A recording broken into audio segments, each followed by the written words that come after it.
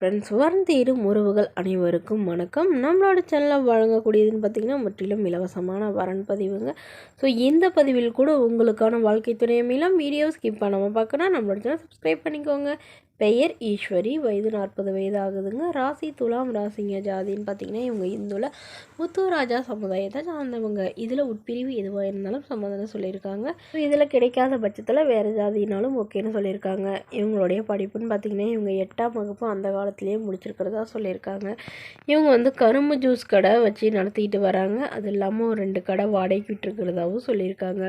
இவங்க ஓரளவு நடுத்தர குடும்பத்தை சார்ந்தவங்க தாங்க. ஸோ உடன் பிறந்தவங்கன்னு பார்த்திங்கன்னா ஒரு அக்கா, ஒரு தங்கைங்க. எல்லாருக்குமே திருமணம் ஆயிடுச்சுன்னு சொல்லியிருக்காங்க. அவங்களும் ஹஸ்பண்ட்டை கோச்சிட்டு இவங்க கூட தான் இருக்கிறதாகவும் சொல்லியிருக்காங்க. ஸோ இவங்க தான் அக்கா தங்கச்சிங்க எல்லாத்தையுமே பார்த்துக்கிறதாகவும் சொல்லியிருக்காங்க. இவங்களுக்கு திருமணமாகி இவங்க குறுகிய காலத்திலே விவாகரத்தும் ஆயிடுச்சுங்க. குழந்தைங்களாம் எதுவும் இல்லைங்கிறதுனால இவங்க அக்கா தங்கச்சிங்களாம் பார்த்துட்டு இருந்தாங்க. ஸோ இப்போ அவங்களாம் அவங்க வீட்டில் செட்டில் ஆகிட்டதுனால இவங்களுக்குன்னு இப்போ ஒரு துணை வேணுங்கிறதுக்காக மறுமணம் பண்ணிக்கிறாங்க. ஸோ ஜாதி எதுவாக இருக்கட்டுங்க, நல்ல குணமானவராக வேணும். ஓரளவு படித்தவராக இருந்தாலும் ஓகே, படிக்கலனா கூட போகுதுங்க. வேலை இல்லைனாலும் சம்மதம். அதாவது நாங்களே இந்த பிஸ்னஸ் கரும்பு ஜூஸ் கடையவே பார்த்துக்கிட்டுதாவே போதும்னு சொல்லியிருக்காங்க. 2-3 கடை வாடகை வருது. அது இல்லாமல் ஒரு 2 வீடு இருக்குது. கையிருப்பில் ஒரு 2 லட்ச ரூபா வச்சுருக்குறேன் அப்படிங்கிற மாதிரி சொல்லியிருக்காங்க. மேலும் இந்த மணமகள் தன்னோட ஃபோட்டோவை கொஞ்சம் மறைச்சி போடுங்க, நேரில் கேட்குறப்போ ஃபோட்டோ கொடுத்துருங்கன்னு சொல்லியிருக்காங்க. இந்த மணமகளை உங்களுக்கு பிடிச்சிருந்தா கீழே உள்ள வாட்ஸ்அப் நம்பரை தொடர்பு கொள்ளவும்.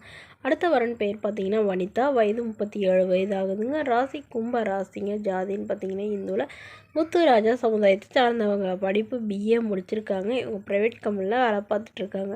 இவங்களோட திருமண நிலைன்னு பார்த்தீங்கன்னா இவங்களுக்கு 2ஆம் மனம் தாங்க. ஸோ வரக்கூடியவருக்கும் ஃபஸ்ட்டாக இருந்தாலும் ஓகே, செகண்டாக இருந்தாலும் ஓகேன்னு சொல்லியிருக்காங்க.